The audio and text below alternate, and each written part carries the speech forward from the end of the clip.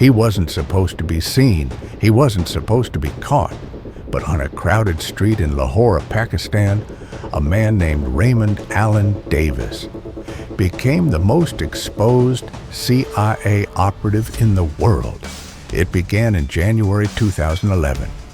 Davis was officially listed as a technical and administrative staff member at the U.S. consulate in Lahore. But those inside intelligence circles knew better. Davis wasn't a diplomat. He was a CIA contractor, an ex-Special Forces soldier who had spent years working in covert operations from Afghanistan to Iraq. His real mission in Pakistan: intelligence collection, surveillance, and liaison work with local assets. That day, as Davis drove through Lahore, he noticed two men on a motorcycle tailing his white Honda Civic. They weren't traffic cops. They were suspected ISI informants, possibly monitoring his movements for Pakistan's intelligence agency. Davis stopped his car, stepped out, and pulled his Glock pistol. Within seconds, both men were dead, shot through the windshield, bullets fired with the precision of a trained operator. As he called for backup, another U.S. vehicle raced through traffic to extract him. In the chaos, that car struck and killed a third Pakistani pedestrian. By the time the smoke cleared, Davis was surrounded by local police. The CIA officer who wasn't supposed to exist was now handcuffed in broad daylight. Inside Pakistan, outrage exploded. Television networks ran the story nonstop. An American who had gunned down two locals in cold blood. Crowds protested outside the consulate. The word murderer echoed through the streets. In Washington, panic spread. Davis wasn't just a diplomat in trouble. He was a secret asset whose capture risked exposing U.S. operations in Pakistan. Operations that were already fragile after years of drone strikes and mistrust. The U.S. government claimed diplomatic immunity. They insisted Davis was part of the embassy staff and couldn't be tried under Pakistani law. But Pakistan's courts didn't buy it. He was thrown into Kot Lakhpat jail, a notorious prison on Lahore's outskirts, a place where spies don't survive long.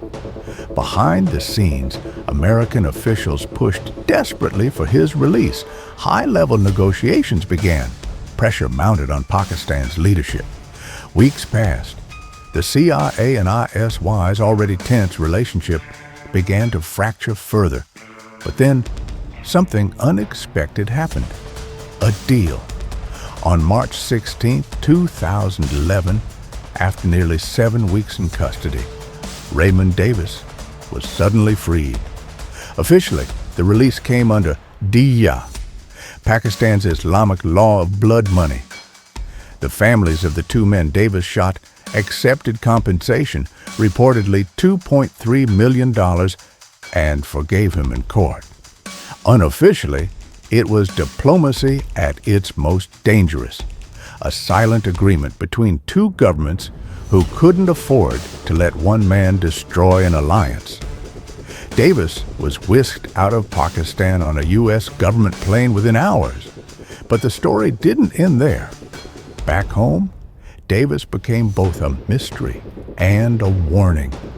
He later admitted in his memoir, The Contractor, that he was indeed working for the CIA's Global Response Staff, a covert security arm responsible for protecting and extracting American operatives. His job, he said, was to keep the spies alive, even if it meant killing to survive. The revelations infuriated Pakistan. U.S. officials had lied publicly, insisting Davis was not CIA, when in truth, he was part of a deep cover operation gone wrong. It strained intelligence ties for years. Raymond Davis became a ghost again after that, living quietly in Colorado, far from the chaos of Lahore. But the world hadn't forgotten. In Pakistan, his name remains a symbol of American arrogance and covert interference.